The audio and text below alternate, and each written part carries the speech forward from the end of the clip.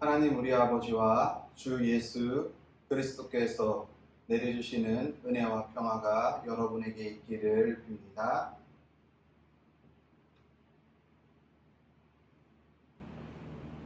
사회학 용어 중에 변혁 이론이라는 용어가 있습니다.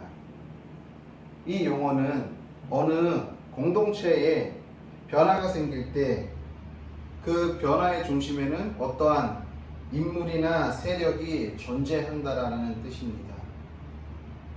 그래서 그 인물 혹은 그 세력에 의해 그 공동체가 변화와 변혁한다라는 뜻이지요. 사회학자들은 이러한 변혁의 중심을 이루는 요소로는 재산, 권력, 그리고 인물로 보면 강력한 카리스마를 가지고 있는 사람이 이 변혁, 개혁을 할 수 있다라고 이야기합니다. 지금 저희 교단도 앞으로 며칠 후면은 10월 12일 날 감리교회 리더들을 선출하는 중요한 선거가 있습니다. 아마도 어떤 카리스마를 가지고 있는 리더들이 선출되냐에 따라서 우리 감리교단이 더 새롭게 도약할 수도 있고 오히려 더 퇴보될 수도 있다는 것이지요. 그렇기 때문에 이번 선거가 어떻게 보면 코로나 이후에 우리 감리교단이 더 건강하고 더 개혁적으로 더 변혁적으로 나아갈 수 있는 하나의 밑거름 토대가 될 수도 있는 아주 중요한 선거라는 생각을 합니다. 오늘 우리가 함께 읽은 본문의 말씀을 보면 무너지지 않을 것 같은 그 블레셋 군대가 오늘 아주 처참하게 무너지고 뿔뿔이 흩어지면서 도망치는 본문의 말씀을 우리가 함께 읽었습니다. 그런데 재밌는 것은요, 이 전쟁의 선봉장에 쓴 것이 이스라엘 왕인 사울이 선봉장에 쓴 것이 아니에요. 그의 아들 요나단이 맨 앞에 섰다는 것이죠. 사울은요, 베냐민 기브아에서 블레셋 군대의 기에 눌려가지고 어떻게 해야 할지 모르고 진영에만 지금 있는 거예요. 사울이 생각할 때 본인은 아무것도 한 것이 없는데 블레셋 군대는 혼돈에 빠지는 것이죠. 그러면서 사울이 이스라엘 군대를 점호합니다. 도대체 이 일이 어떻게 일어났을까? 점호하기 시작하는 거죠. 그런데 그곳에서 빈 사람이 있습니다. 누굽니까? 바로 자신의 아들, 본인의 아들 요나단과 요나단의 무기 든 소년이 이 점호에 참여하지 않는 거죠. 그때 무릎을 치는 거죠. 아, 요나단이 올라갔구나. 이 전쟁은요, 점점 의도하지 않은 방향으로 흘러가고 있습니다. 블레셋 군대는 점점 더 혼돈에 빠지고 있어요. 아직 이스라엘은 정식적으로 블레셋과 싸움하지 않았습니다. 그런데 블레셋 군대가 알아서 서로 칼로 찌르고 치는 것입니다. 서로 혼돈에 빠지는 거예요. 우리가 오늘 함께 읽은 21절에 있는 말씀을 보면은요, 이렇게 기록하고 있습니다. 전에 블레셋 사람들과 함께 하던 히브리 사람이 사방에서 블레셋 사람들과 함께 진영에 들어왔더니 그들이 돌이켜 사울과 요나단과 함께한 이스라엘 사람들과 합하였고, 여기서 우리가 좀 이해할 수 없는 본문인데 어떤 말이냐면요, 히브리 사람이 블레셋 군대의 일원으로 소속되어 있는 겁니다. 이건 무슨 말이냐면요, 상대적으로 이스라엘 군대가 블레셋보다 약했습니다. 그래서 이스라엘 백성 중에서 돈에 팔려서 용병으로 블레셋 군대에 가 있던 히브리 군인들이 있었던 거예요. 그런데 이들이 지금 블레셋끼리 서로 혼돈하면서 서로 칼로 찔러 죽이고 있으니까 이때가 우리나라를 다시 되찾을 수 있는 기회다라고 해서 이스라엘 편에 용병으로 갔던 히브리인들이 이스라엘 군대와 합세해서 블레셋을 지금 치고 있다라는 것이죠. 그리고 13장에서 우리가 이스라엘 군대가 사방으로 흩어지고 사울에게는 600명가량밖에 남지 않았습니다. 이 흩어졌던 군대들이 다시 집결하기 시작하는 거예요. 그러면서 이 전쟁에 가담하게 되는 거죠. 결국 그래서 블레셋 군대는 베다원이라는 데까지 밀려가게 되는 것입니다. 이 말도 안 되는 전쟁의 역사를 보면서 이 요나단의 믿음이, 이 요나단이 결단이 이 말도 안 되는 전쟁을 승리로 이끌었다라는 생각을 하게 되었습니다. 블레셋의 엄청난 무기와 군사력을 보고 벌벌 떨고 있던 이스라엘 공동체는요, 이 믿음이 있는, 이 카리스마 있는 사울이 아닌 요나단이라는 인물을 통해 그 군대가 변화되었다라는 것입니다. 14장 6절에서 요나단이 그렇게 고백합니다. 뭐라고 고백하죠? 14장 6절을 보면은 이렇게 고백하고 있습니다. 요나단이 자기의 무기든 소년에게 이르되 우리가 이 할례 받지 않은 자들에게로 건너가자. 여호와께서 우리를 위하여 일하실까 하노라. 그러면서 이렇게 이야기하죠. 여호와의 구원은 사람의 많고 적음에 있지 않다 라고 말하는 것입니다. 그 결과 이스라엘 공동체 가운데에 큰 변화가 생긴 것이죠. 요나단의 이 믿음의 결단이 상황을 역전시켜 버린 거예요. 말도 안 되는 상황, 도저히 블레셋과 싸워서 이길 수 없었던 이 말도 안 되는 상황을 이 믿음의 결단을 통해서 상황을 역전시켰다는 것입니다. 사도 바울은요, 로마서 6장 10절로 13절에서 믿음의 결단에 대해서 이렇게 이야기합니다. 여기고 드리고 신뢰하라고 이야기를 합니다. 쉽게 말하면 이러는 거예요. 이렇게 이해할 수 있어요.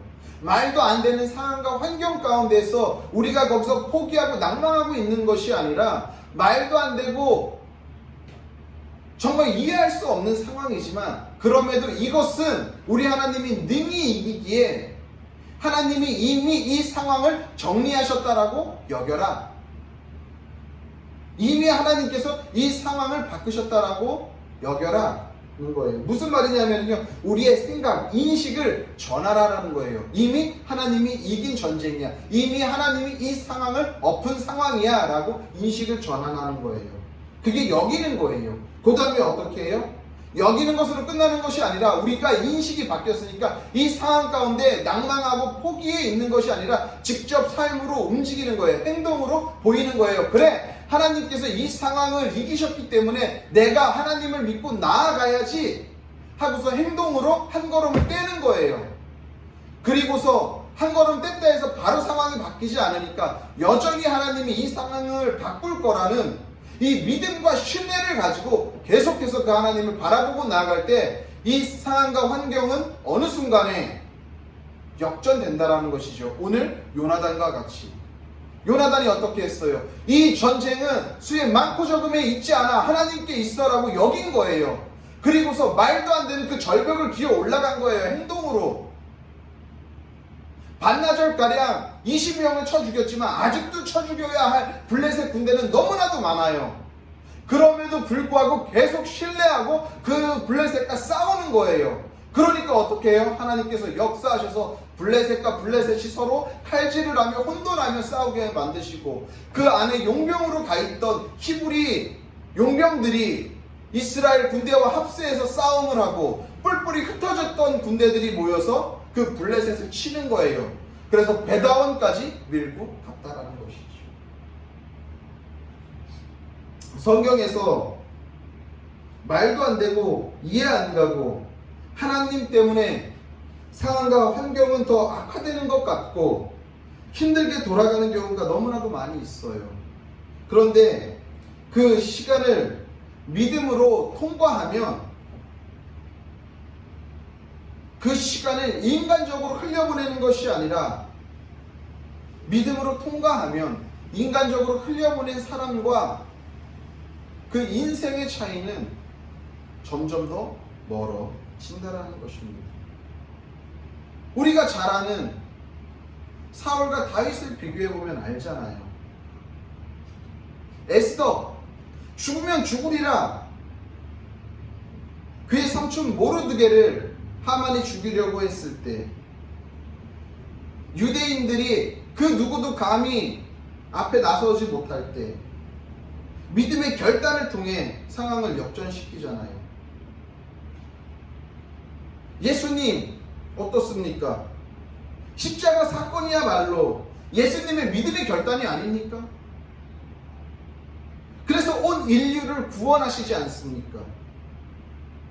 그리고 그 믿음의 결단은 오늘 요나단뿐만이 아니라 에스더만 아니라 예수님만이 아니라 오늘 그리스도인으로 살아가는 우리에게도 동일하게 이 믿음의 결단이 필요하다는 것입니다.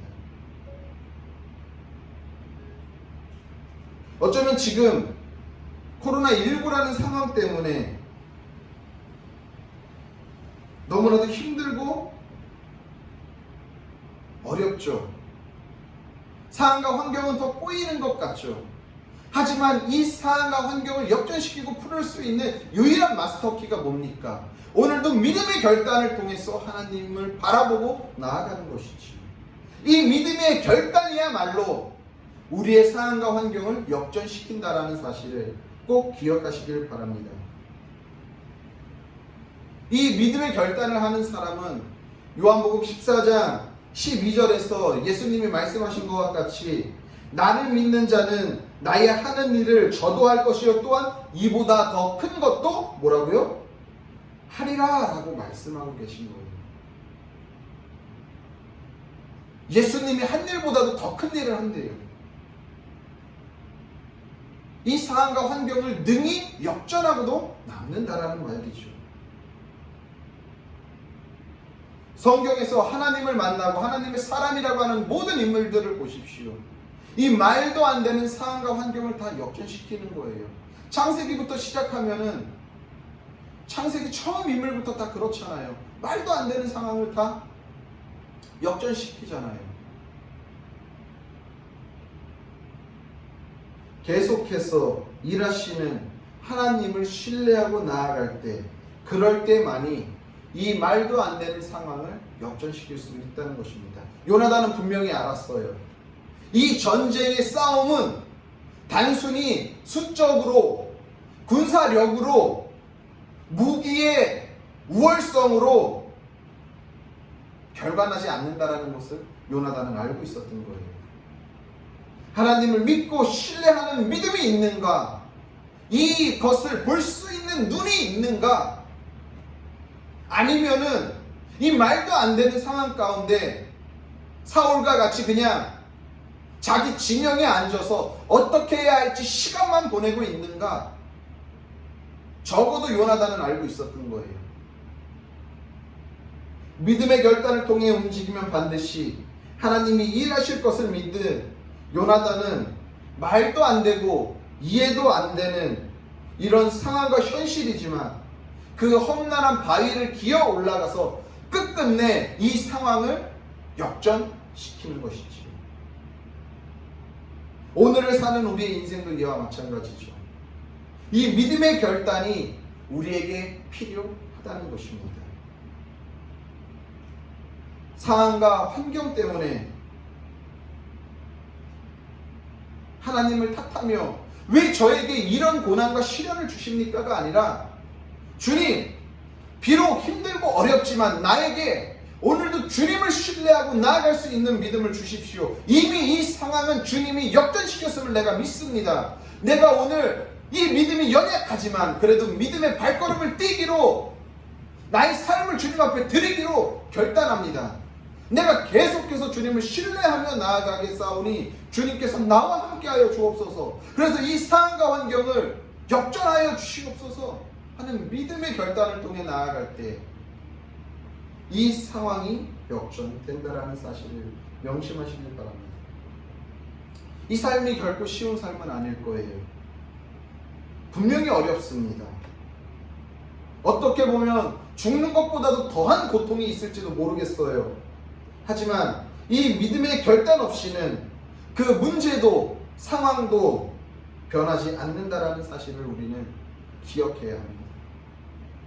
만약에 요나단의 이 믿음의 결단이 없었다면 과연 이스라엘 백성이 블레셋과 싸워서 이길 수 있었겠습니까? 예상대로 블레셋과 싸워보지도 못하고 아마 이스라엘 군대는 멸망하고 말았을지도 모릅니다.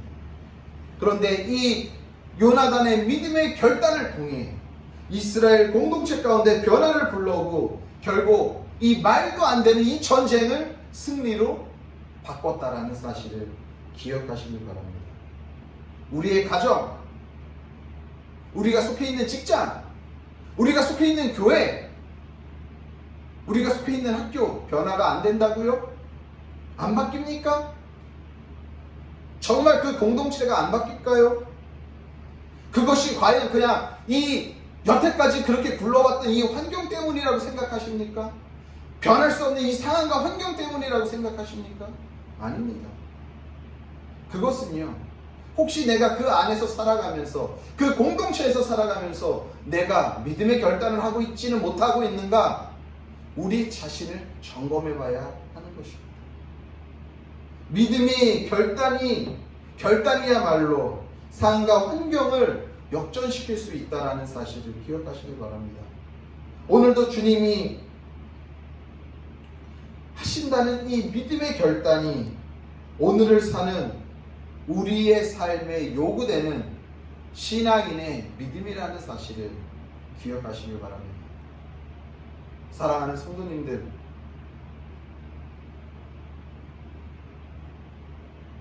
우리의 삶의 인생이 정말 견딜 수 없고 피하고 싶은 상황과 환경과 문제에 놓여 우리는 살아가고 있지요. 그런데 그것을 언제까지 우리가 피하면서 살 수 있을까요? 문제 앞에, 상황 앞에 우리가 부딪혀야 합니다. 그리고 부딪혀서 나는 안 돼! 이것이 아니라 부딪혀서 그것을 뛰어넘어야 합니다. 뭐를 가지고? 믿음의 결단을 가지고. 오늘도 우리 하나님이 이 상황과 환경을 바꾸신다는 믿음을 가지고 그것을 여기고 힘들지만 믿음의 한 걸음을 띵으로 인해 나의 삶을 드림으로 인해 그래서 계속해서 내 삶을 통해 일하시고 역사하시는 그 하나님을 신뢰함으로 인해 이 말도 안 되고 이해할 수 없지만 이 상황을 변화시키고 역전시키며 살아가는 우리들의 삶이 되시기를 예수님의 이름으로 간절히 소원합니다.